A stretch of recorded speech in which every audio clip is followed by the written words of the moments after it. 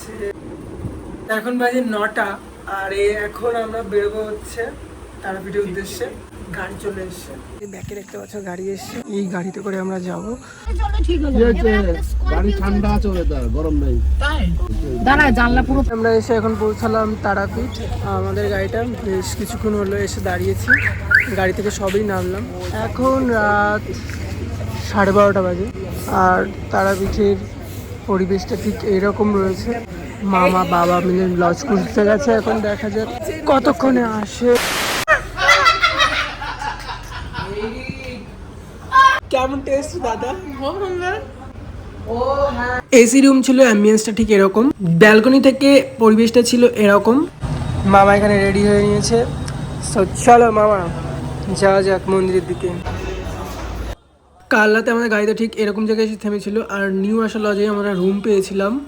বাকি ইনফরমেশন আমি আমার ডিসক্রিপশনের বক্সে দিয়ে রাখবো, আপনারা চাইলে দেখে নিতে পারেন।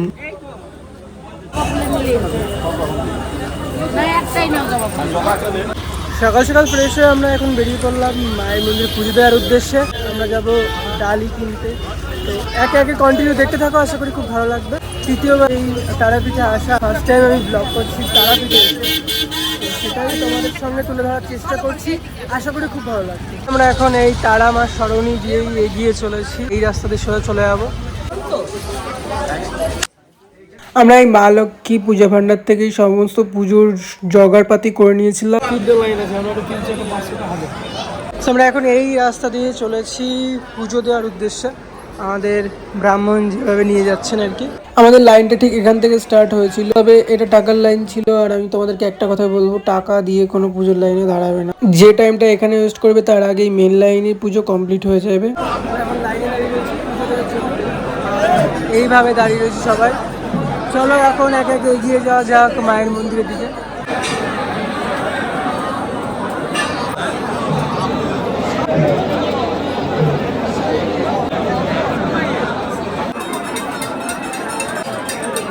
এই নাট মন্দির থেকে একদম সামনাসামনি এখন মাকে দর্শন করাবো তোমাদের সবাইকে।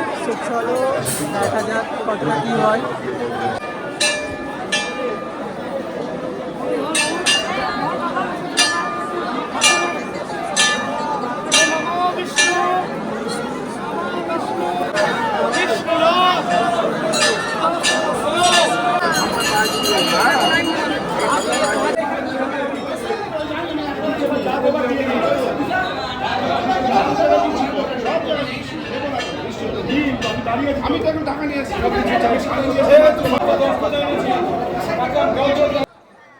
মন্দির চত্বর শুক্রবারের দিন ফাঁকা থাকে, ওই দিন ভিডিও ক্যামেরা অ্যালাউ থাকে, যত খুশি ভিডিও করা যায়। আজ মন্দির চত্বরে প্রচুর চাপ ছিল, তাই মাকে ভালোভাবে দেখাতে পারলাম না। তোমরা স্বচক্ষে এসে মাকে দর্শন করে যেও। আর এখন আমরা যাব মহাশ্মশান ঘুরতে। মামা তারাপীঠে এসে পুজো দেওয়ার অভিজ্ঞতা একটু। অভিজ্ঞতা পরে শেয়ার করবো, এখন আমরা রেস্ট নেবে।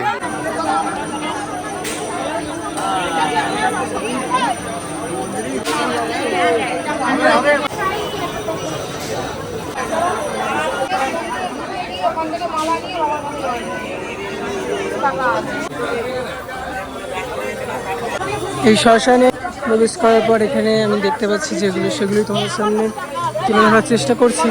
ওদিকটা করে বাবা সাধকের মন্দিরগুলো রয়েছে, তবে এখন আমরা চলে যাচ্ছি একটু আরও ভেতরের দিকে শ্মশানে।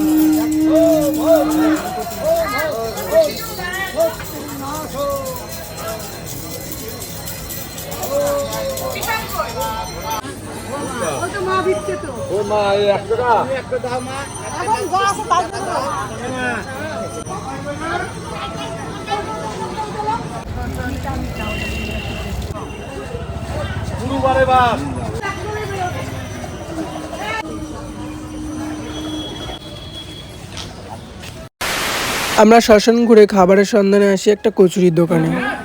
তারা পিঠে এলে এইরকম বড় বড় ল্যাংচাও দেখতে পাওয়া যায়, এর থেকেও বড় বড় পাওয়া যায়।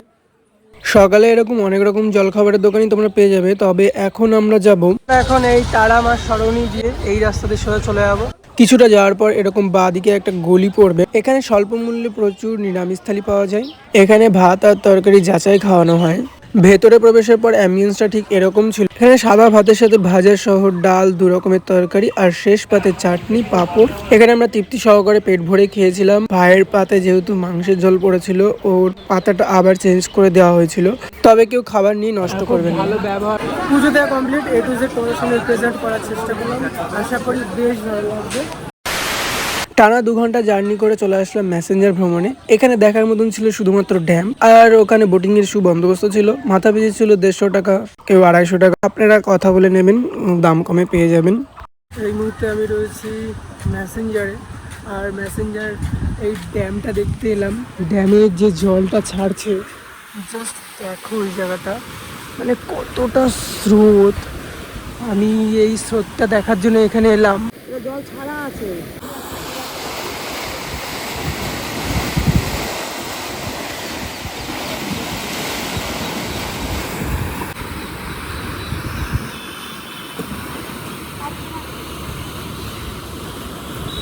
এরপর বাড়ি ফেরার পথে আমাদের ঝাড়খণ্ডের রাস্তায় ঠিক এই রকম দৃশ্য দেখতে পাই। আর রাস্তা জুড়ে গরু, ছাগল, কিছু ভেড়াও ছিল। এগুলোই দেখছিলাম, রাস্তা জুড়ে যাচ্ছিল আর গাড়িগুলোকে ঠিক এভাবেই ব্লক করে যায়। আর এই সময়টা রাস্তা পারাপার একটু দেখে করবেন, নাহলে কিন্তু জরিমানা হতে পারে।